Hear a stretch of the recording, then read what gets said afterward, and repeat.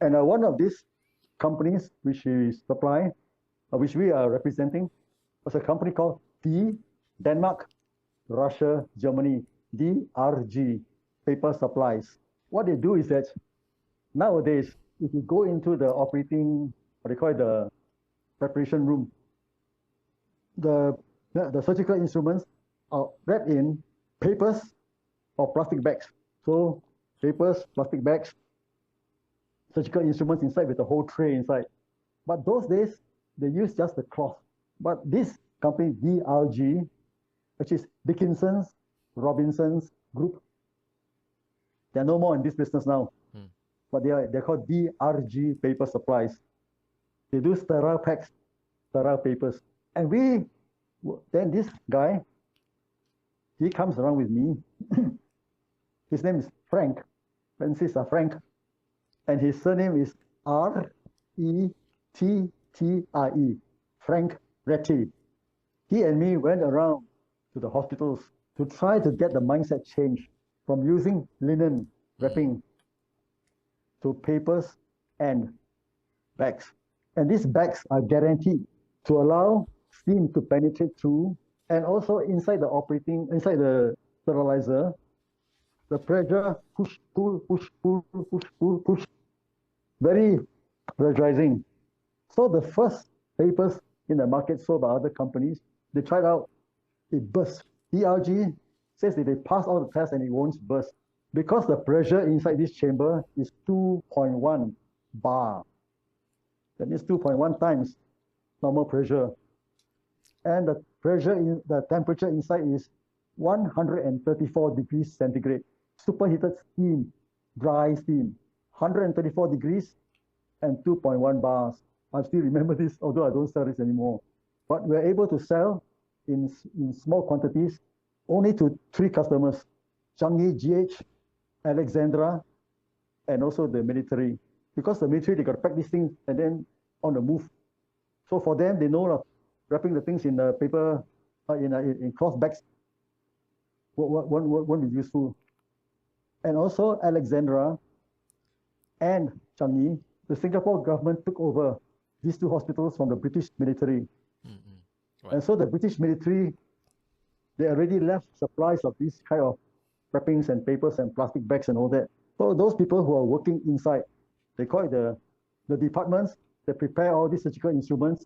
It's called the CSSD, China, Singapore, Denmark, Central Sterile Supplies Department. So the CSSDs in these 2 former British hospitals, the people who are working there, they know about this. But these other hospitals, no, they still stick to the old way. But along the way, they change. And today, every time you go into a hospital, you see only bags. But no more DRG because they got acquired by somebody, and somebody got acquired along the way. Globalization. Now, Frank Rettrie, about 15 years ago, through the internet, I was just checking through this company. I know they are based in a district in Singapore, in England called Hertford, HERTSFORD, Hertford. And so the Hertford area, they had I think they got websites. And then at the website, they even asked, if you wish to contact people whom you know in Hertford, please give us the name. And then we locate for you. So I put my name is so-and-so. I work for a company called DRG in Epsley, Hemel Hempstead, where I got to know the manager who looked after our area, Mr. Frank Rettrie. I would like to contact him, if possible, with my email. And about a month later, I got an email coming out from, this is Frank Rettrie. Are you James Kwok from George Kent? I say, yes.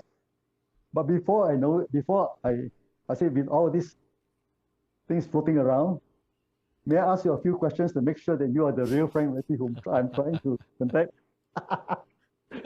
So I asked him 10 questions. Who are his colleagues you're working with, etc., etc., etc. And then he answered. He said, James, this brings back memories.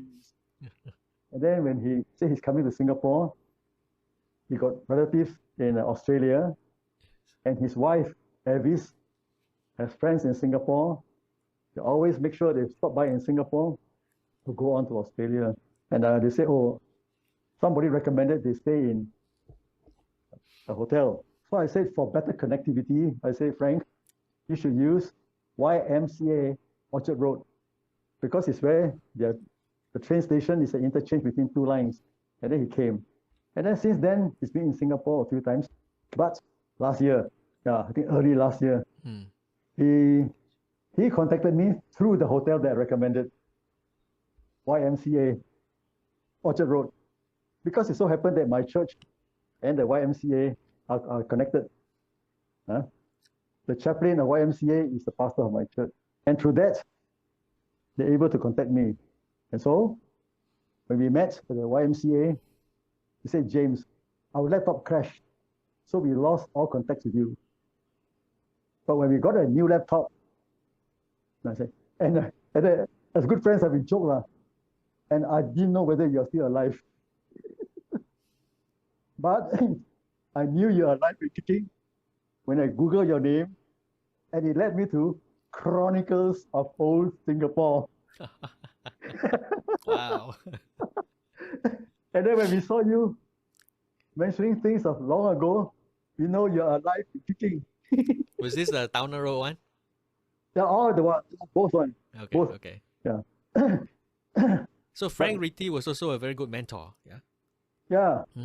Because what happened was that in England, when I went for that sales meeting, they put us up in a hotel, which was a converted castle. And the name of the hotel is, I spell for you, S for Singapore, H for Hungary, E for England, N for Norway, and DISH, Denmark, India, Singapore, Hong Kong. Shandish. You can see Shandish inside the internet. And they gave us VIP treatment.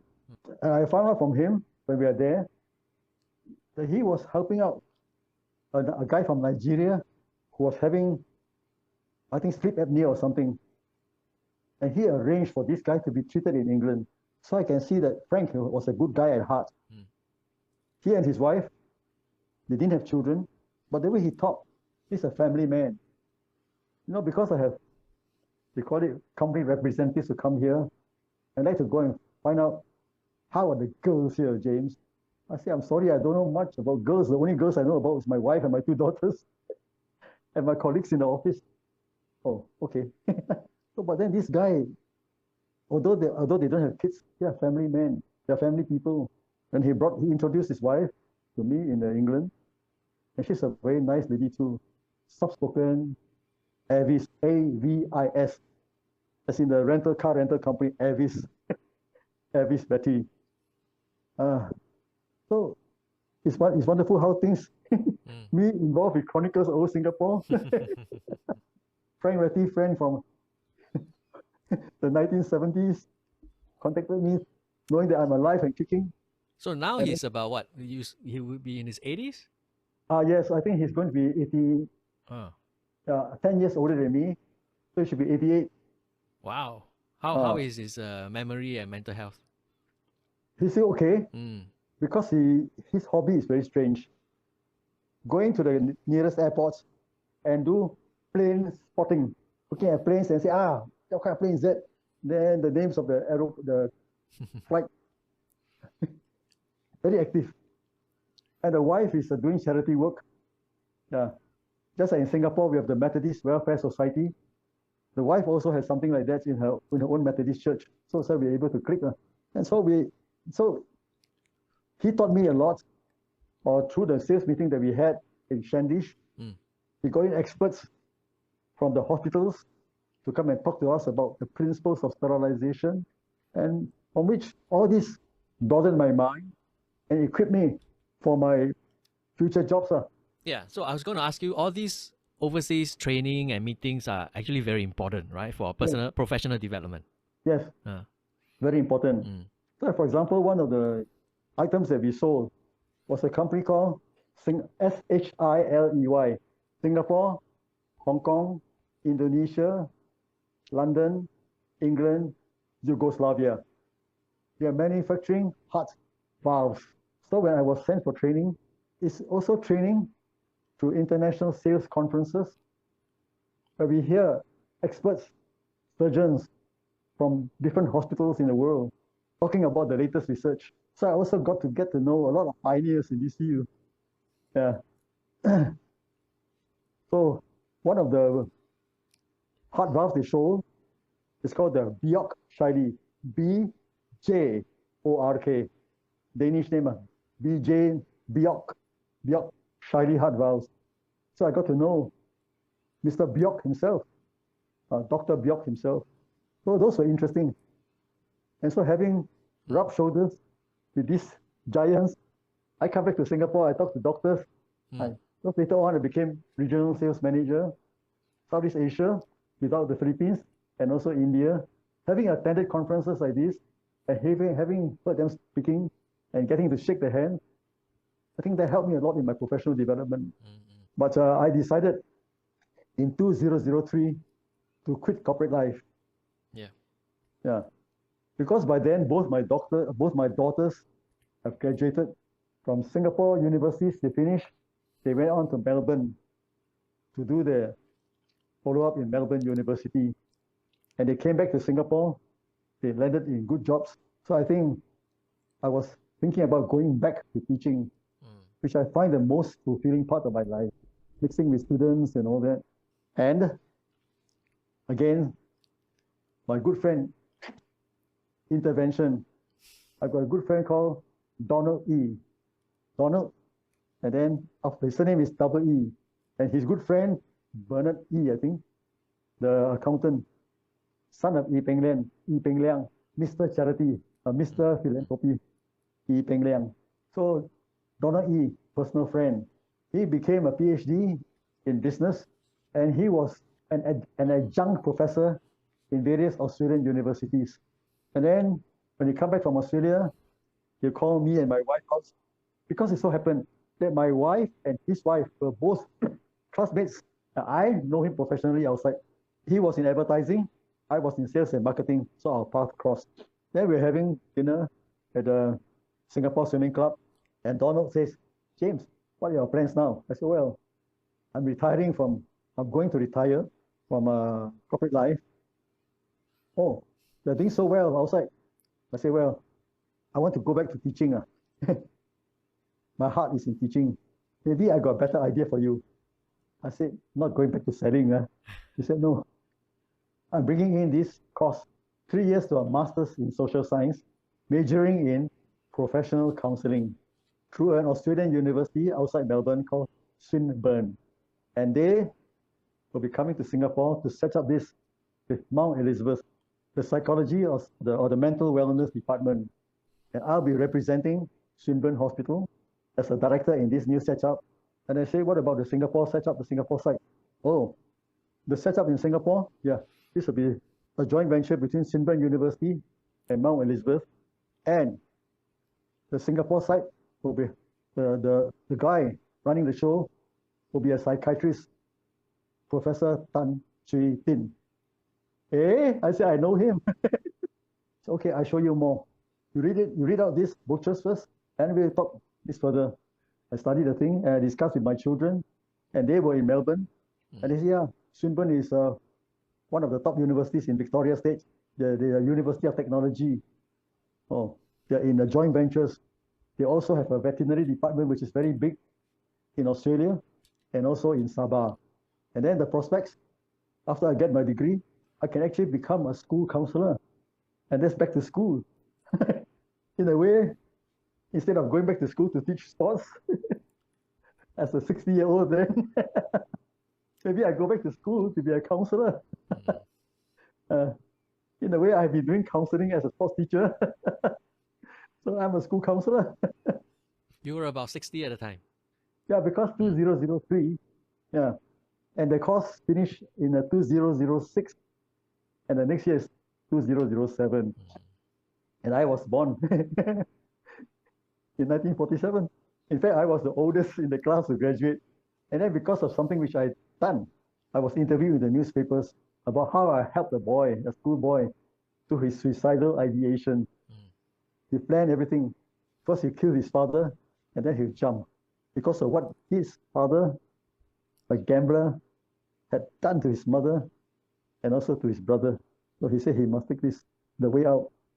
But after I threw his suicidal ideation and all that, I became his mentor, and he became my mentor because later on, he's very good in the computer games.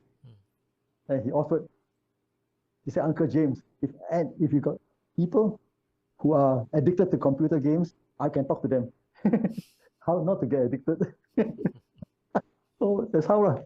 And because the thing is, I know this is Singapore, we are known for our cleanliness, and we are known for the government's zero tolerance against corruption.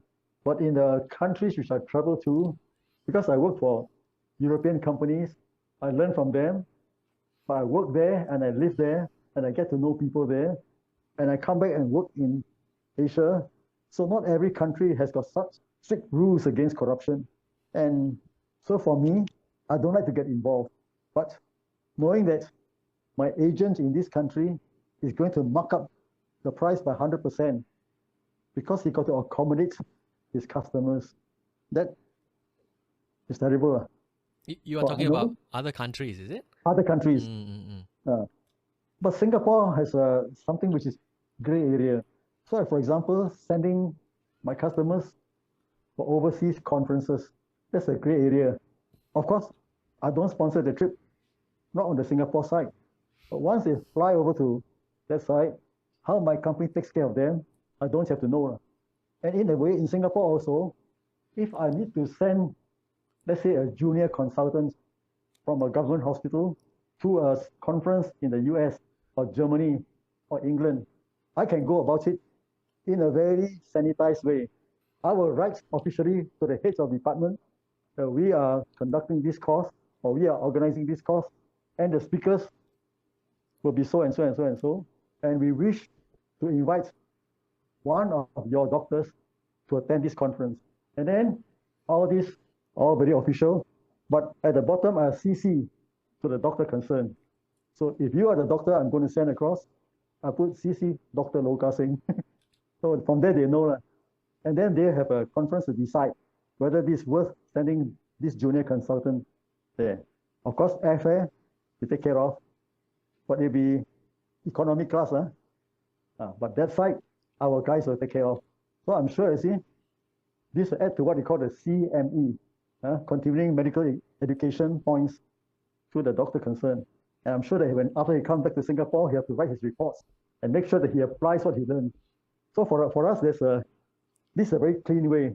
But when people in private practice ask me to send them over, that will depend on how much he buys from me. So he places a big order, of course I guarantee a trip. So, but such things I don't like to get involved in.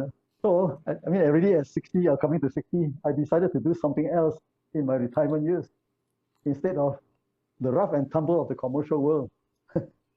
And then as I look back now, the contacts which I made in my medical years, I also know who are the good doctors, who are those who are really up here and very good in skills, or those who just want to go along for a ride to get freebies. So I know who they are.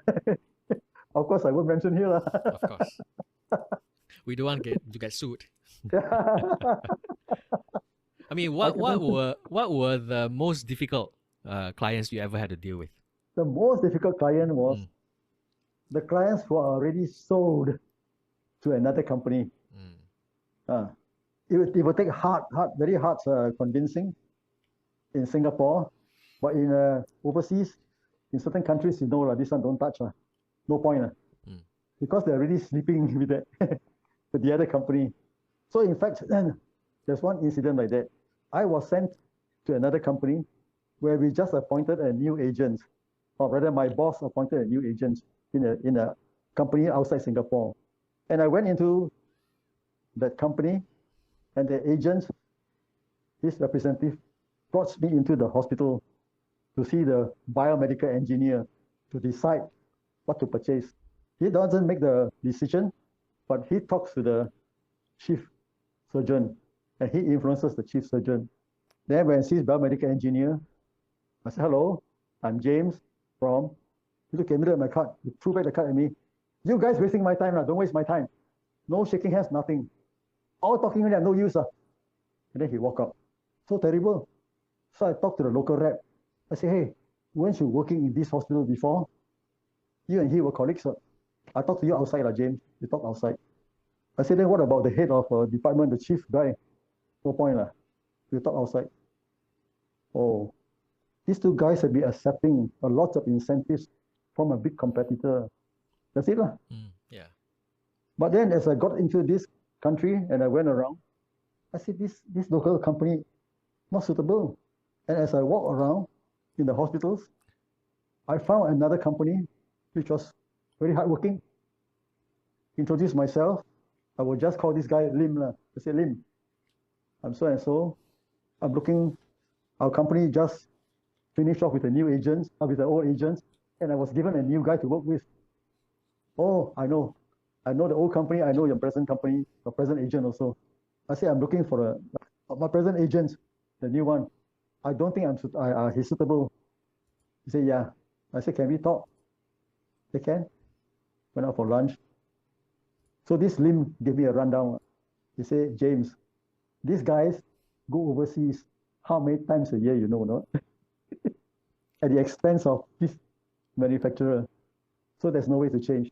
No way. It'll take time. But, you know, in this country, everybody has a price. So I said, Lim, what if I give you this agency? He said, I must be fair with you, James. You look honest.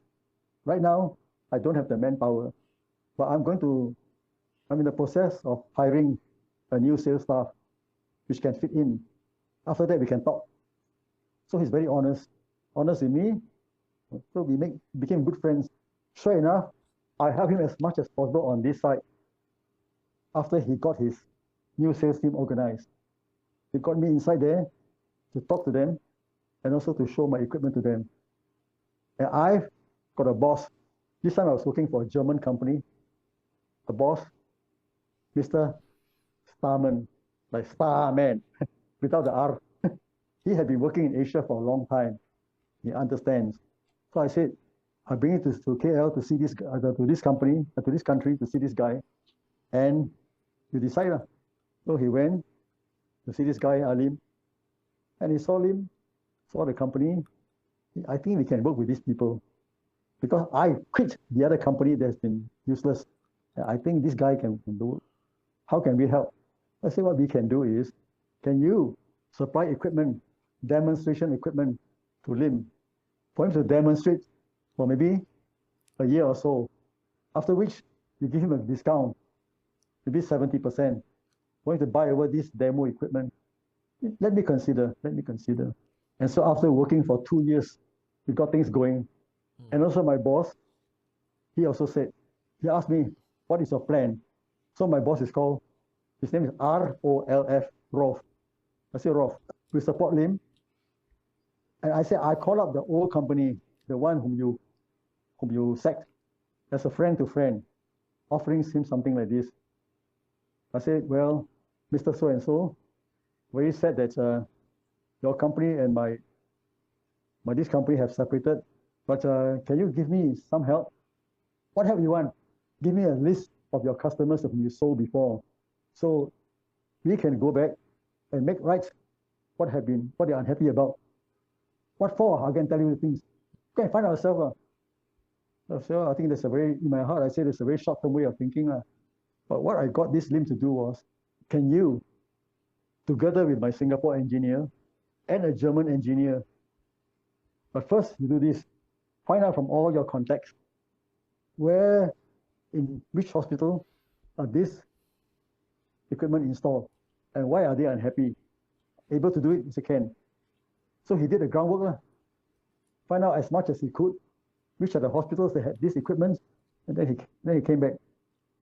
He got quite a lot, about 10 to 15 pieces, maybe more.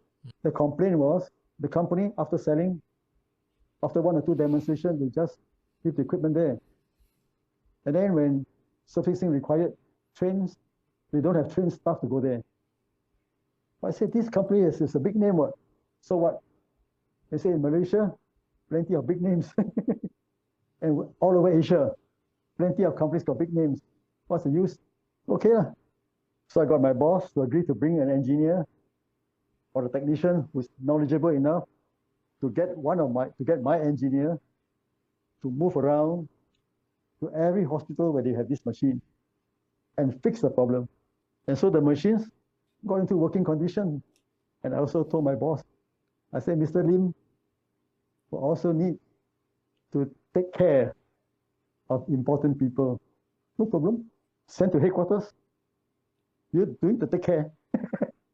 Within 2 years, we got the chief, the most important guy, the decision maker, to come with Mr. Lim to the headquarters to visit my boss and to visit the setup, the company, and became friends.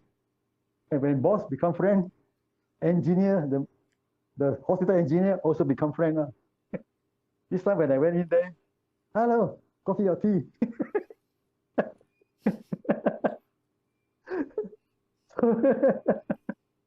Oh, that is it. So this kind of games, I think for a 60-year-old man to play, no more fun. Yeah, this was a very long stretch project, right? Took Yeah. about, what, 2 years for you to get around to it? So, but I also got a good boss, Mr. Starman, who listened to me and supported me. And the good thing was that he has been in Asia, working in the Far East for many years, so he understands the Asian mentality outside of Singapore. Yeah, I mean, the story just tells me two things, right? One is, as you go out of Singapore, you go to another country, they have their own rules, they have their own context. The second thing is you're rich, right? Because when you get older, your thinking kind of changes, right? And the things that you did when you were younger, maybe you don't want to do anymore, right? If it's all straightforward, Yeah. might be easier. But in Singapore also, things cannot be straightforward.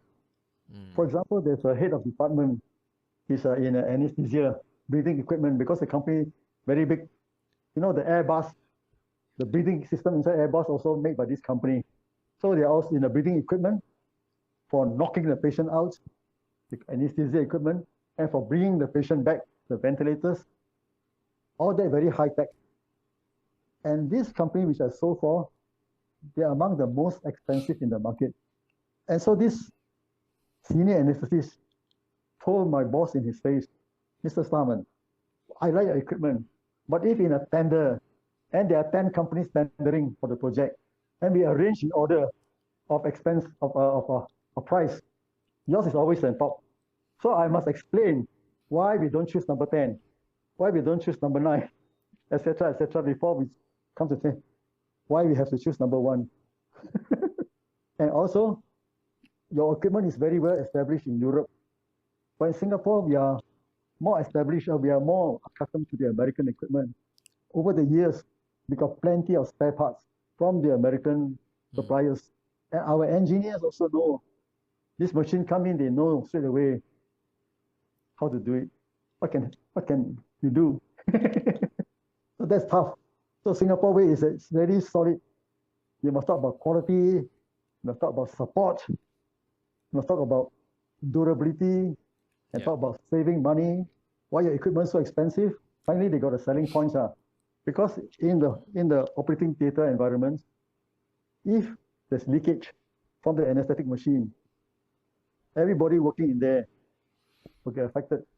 But we're able to prove that ours has the lowest leakage of all the equipment tested. But it took time. And by then, I left the company already. Well, this is a German company, right? What is the name? DRA, Denmark, Russia, Australia, and GER, Germany, England, Russia. Draeger, yeah. They got an office here in Singapore where they got equipment for going into hazardous area. So the meters was, like, for example, in coal mines, a coal miner got to wear, and then they go into areas with hazardous gases. They have to wear this. So these people who goes in, I call the Draeger man. So, James, I want to ask you 30 years in the private sector from 72 to 2003, right?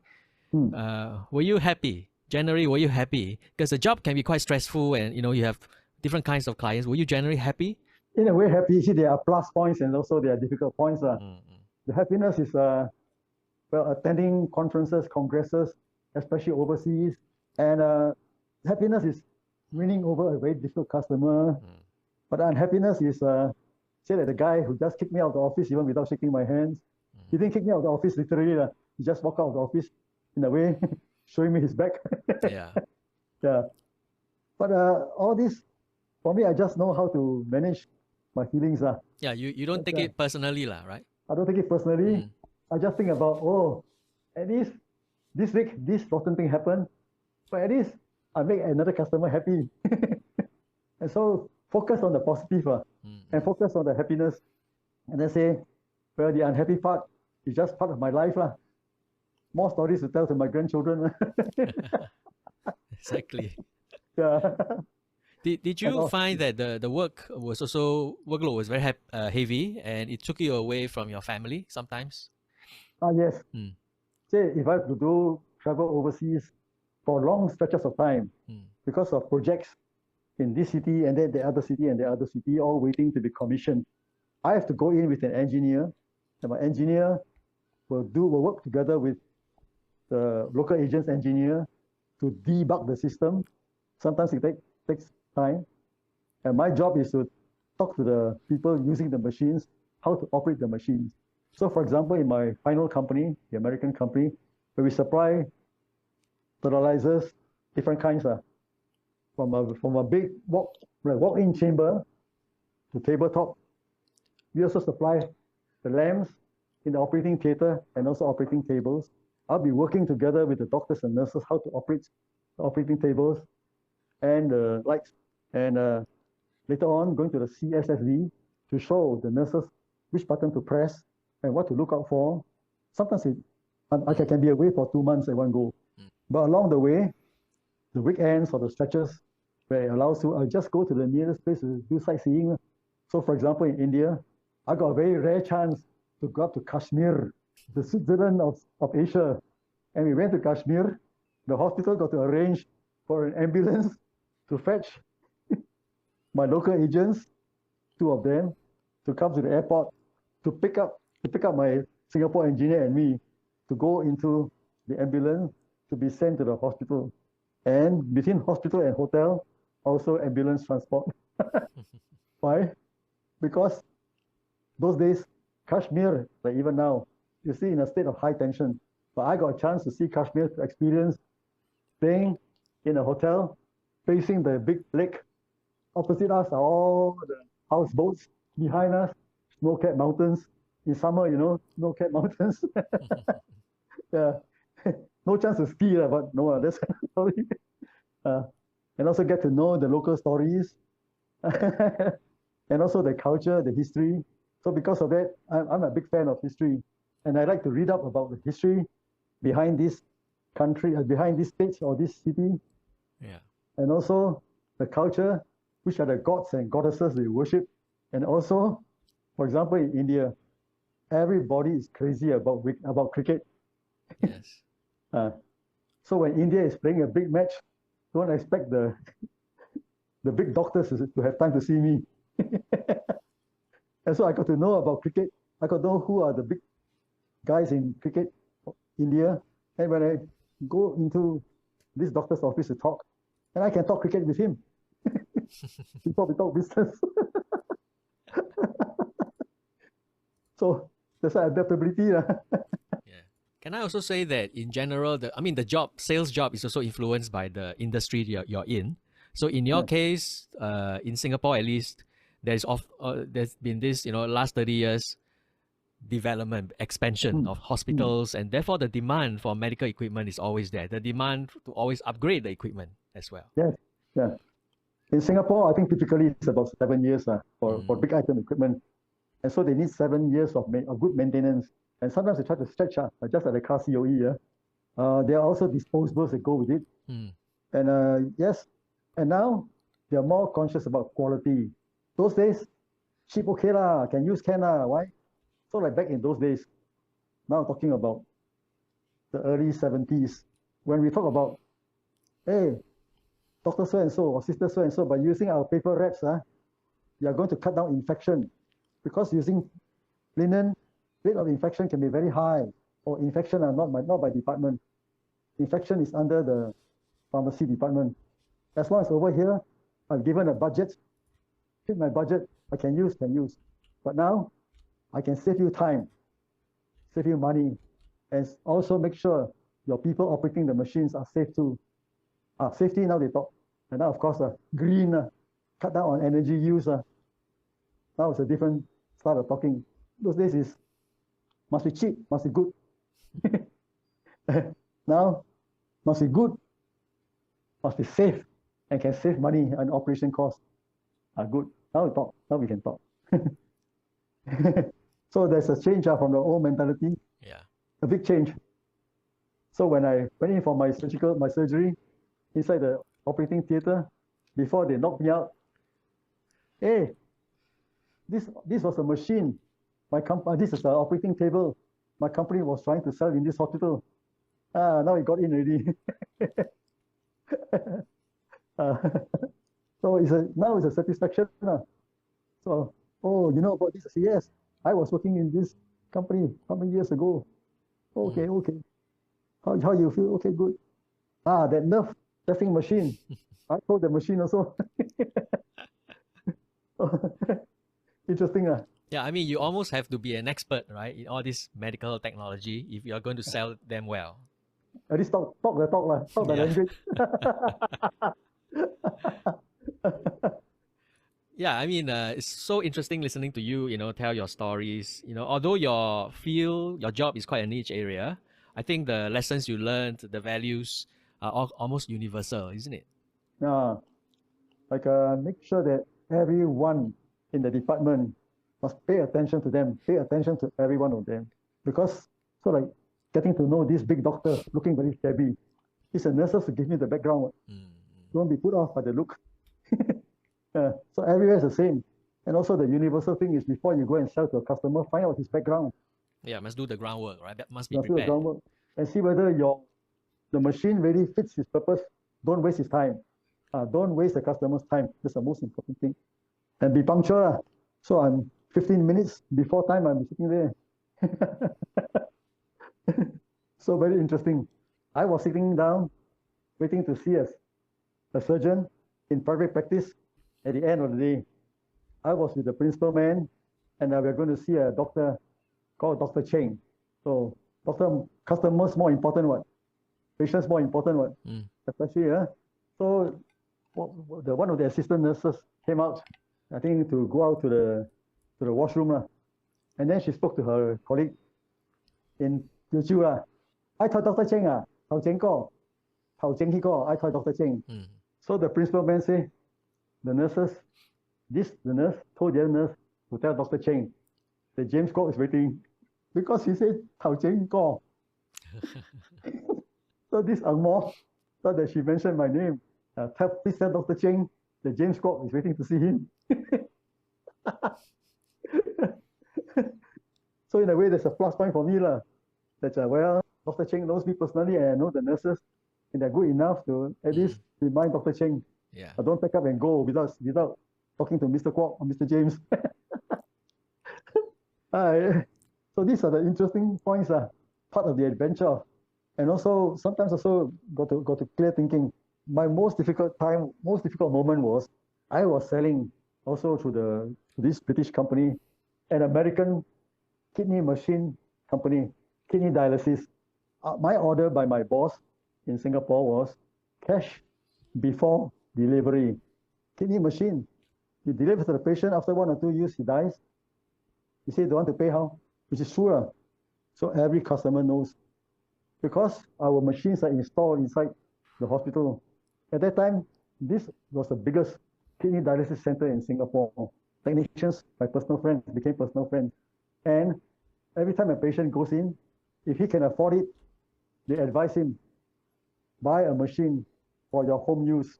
And then they recommend my machine because it's the easiest to maintain. And then one day, I was approached by a big company calling me to the office. Yes, yes, yes. Oh, we understand that you are the local agents for this machine which is being used at the big kidney center. I said, yes. Oh, one of our senior staff being discharged and we want to buy your machine. About how much it costs? I said, about 30,000. Oh, no problem, no problem. Plus I said there'll be running costs also because you have to get tubings and all that and all the disposables that go with it. Come to about 1,000 a month. Oh, no problem, no problem. I said, well, for us I'm under orders, cash before delivery. Oh, I'm sorry, Mr. Kwok. We give you a check only at the end of our week or whatever. I said, that's difficult for me. We cannot do it the other way. So I said, I have to go and see the patient myself. So I went to the hospital. I look at the patients. I also talked to the technicians and the nurses who are looking after him.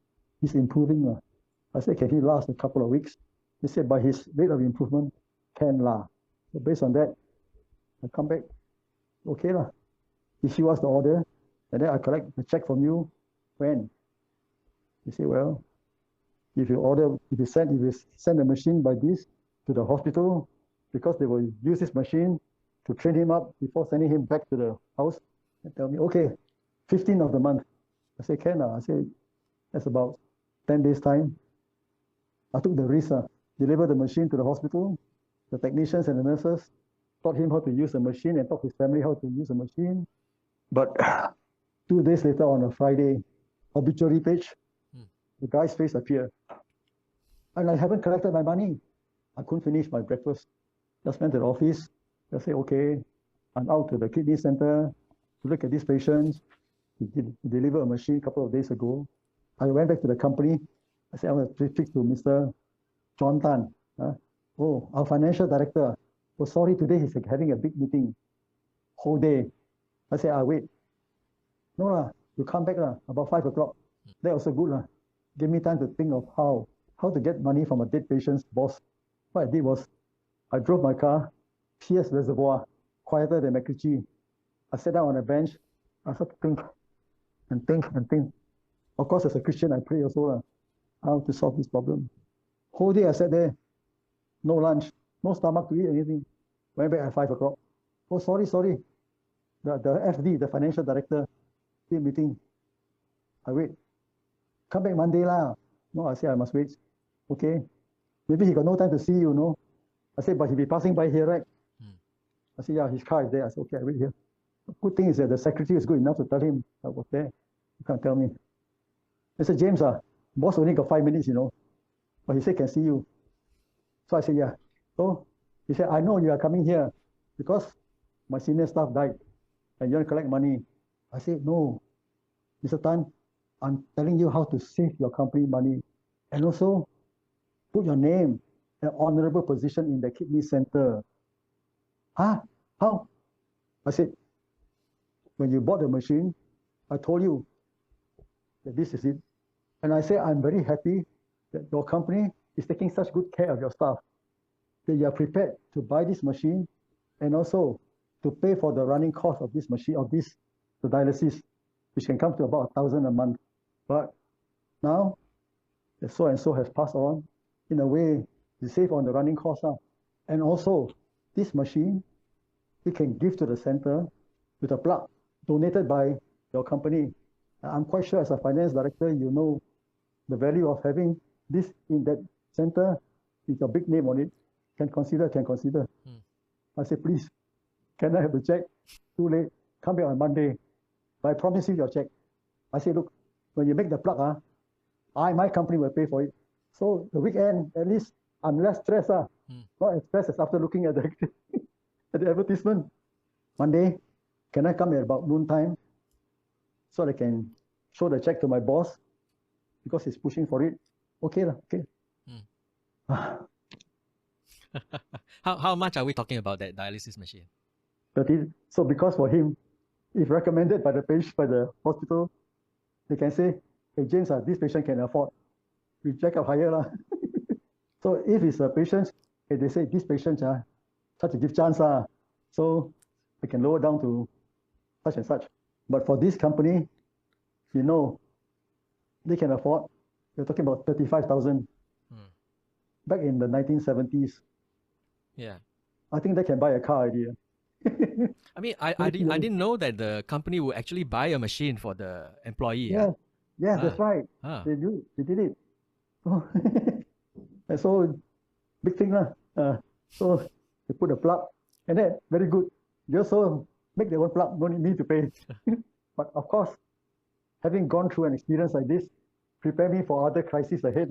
If there are other crises, I say, I hope I don't have such crisis again. Clear your mind and how to do sales talk. Yeah. I mean, I can imagine the stress you were on the morning of that day, the Yeah. Friday, but also you manufactured a win-win for everybody, right? Yeah. That was it. The win-win is what we always talk about. Later on, we have this COVID 7 habits and all that. Yeah. Win-win situation. Win-win. I win, also win. So, think very hard. I know first thing you say, we return the machine to you, maybe we give you $5,000. Yeah. But I can't sell the machine anymore. They can, you see, if I'm not ethical, hardly use it. But it's no good. That's a very inspirational story, very interesting story. I hope your listeners find interesting. Yeah, I find it very interesting. I mean, you told some amazing stories here, that actually the job itself, you actually learn a lot of things, and these lessons stay with you forever, right? Learning on the job, yes. Yeah. So, end of last year, I got a call from Frank Retty to say, he found me, and after I see him at YMCA, say, it's through Chronicles of Old Singapore. I mean, you must send this video to him. He's in this yes, video. yeah. I will. I mean, I don't know if we cover everything that you wanted to cover. You wrote up notes today, right, for the podcast? No, see, the notes is that mentally is talking about some interesting stories to tell from the various companies I work with. All point form, all in this section only. Yeah. That's the section. The rest is okay. These are memory jot my memory. Okay. Yeah. I mean, you is all these memories are ingrained in your mind, right? You never forget them. And it's very good for me. I mean, a reminder for me that people do remember their work very well, right? They haven't forgotten all these milestones, in their job. The job is not just something that they pass through, right? The job left a deep impression on them, shaped their character. Also, survival in the corporate jungle. Yeah. I think you're being too modest. You didn't just survive, you did very well. I hope so. At least, looking back at it, I look at the photo on the wall, my 2 daughters, the graduation pictures, the wedding pictures, and now the family pictures. Yeah. I mean, you have also given your family, your wife, and your 2 daughters a good life. But the thing is, sometimes I stress my wife because in the midst of leaving a company and going to another company, sometimes I have to sacrifice by taking a lower salary. So this guy, the headhunter, might say, James, we got a good job for you, but what you're getting now and what they're offering is about $500 to $600 lower than what you're getting. I say, well, you just tell this company that I'm willing to take this job at this pay for 6 months. At the end of these 6 months, they can say bye-bye to me, or they can keep me at what I'm getting now. So if I'm getting 5,000, I'm cutting down to 4,500 or even 4,000. Keep me for 6 months. If you find me worth the 5,000 or more, okay. So when I come back and tell my wife I'm leaving the company, she gets depressed. Why? Because I cannot wait for them to sack me. Yes. Because if they sack me, I lose my market value. Oh, this a guy looking for a job after he got sacked. So essentially, you are buying yourself time, 6 months. Yeah. So that's sacrifice pay. But when I look at the new company, the portfolio and all that, I think I can within 6 months achieve what they want me to achieve. Of course, I negotiate with them. The training period, all these things very important is getting myself into the job. And then from there, full steam ahead to prove to them I can do it. It's a very smart strategy, actually. Yeah. But they're cutting my flesh in a way. Very hard for people to actually go and go for a new job with a pay cut of $500 or more per month. Yeah. That is survival. But one thing I learned is have enough savings to last for the 6 months. Yeah, at least for the 6 months or maybe a year. I just make sure got enough ammunition in the war chest. Yeah. Well, James, it's been a wonderful 3 hours talking to you. Wow, 3 hours already. Almost. No clock. I mean, I really like listening to your stories and the life lessons, but most importantly, the fact that, the job was very deeply meaningful, impactful to you, and I think to other Singaporeans as well who went through those years. So anyone who is listening in and wants to share about their jobs, their employers, their MNCs, I mean, you work in a number of MNCs, please do contact me and share your contact, and then we'll talk about your job as well. I'd love to talk more and find out more about the jobs of our pioneer Singaporeans who were working salary men like you in an MNC in those years. Thank you. Yeah. Thank you, James. Pleasure also. Yeah, thank you, James. Thank you, KS. I'll have to meet up with you and belanja you soon. Go to Fong Sing. Fong Sing, okay. We'll go back there. Okay. Yeah. Very easy. Okay. Bye-bye. Thank you, James. Have a good day. Bye. Bye. Good day. Bye-bye.